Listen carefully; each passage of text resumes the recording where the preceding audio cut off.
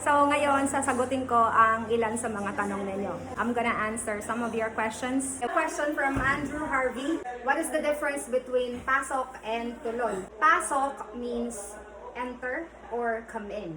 Tuloy, continue or proceed. So, when you have a guest, we actually use both.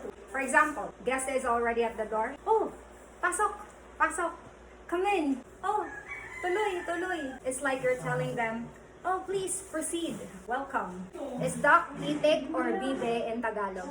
Salamat sa question mo, Jaime o Jamie. Because here we pronounce it as Jaime. Tinanong ko ang kapatid ko at ang bayaw ko. I asked my sister and my brother-in-law at ito ang sagot nila. And here's their answer. Pag baby, dapat yun. Kasi baby pa yun. Kasi baby pa. So ano ang tama? What's the correct answer? In English, you have this nursery rhyme. Mother duck said, quack, quack, quack. Dito sa Tagalog, may tatlong bibe akong nakita. So in that nursery rhyme, we use the term bibe. Duck in Spanish is pato.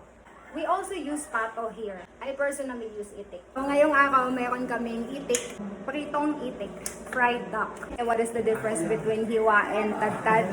Look, my tatay is chopping the lechon. Chop is tagtad. Hiwa is slice.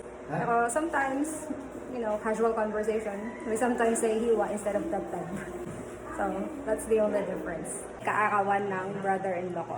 Ilang taon ka na ngayon? 34. Ay, 34. Totoo ba yun? Ito ang ate ko, ang asawa ng kuya ko. Alright, so tanong ni Andrew Harvey, what is the difference between pinggan and plato? This is a pinggan or a plato. Pinggan, that's the Filipino term, and plato is Espanol. We both use in casual conversation. Eh, pag pinggan ka ba sa yun? Kasi ping! When you drop it, it's ping, and then it's gone. And then the plato is gone. So, no comment daw yung tatay ko. In a sentence, kumuha na ako ng plato because I personally use plato. I got my plate.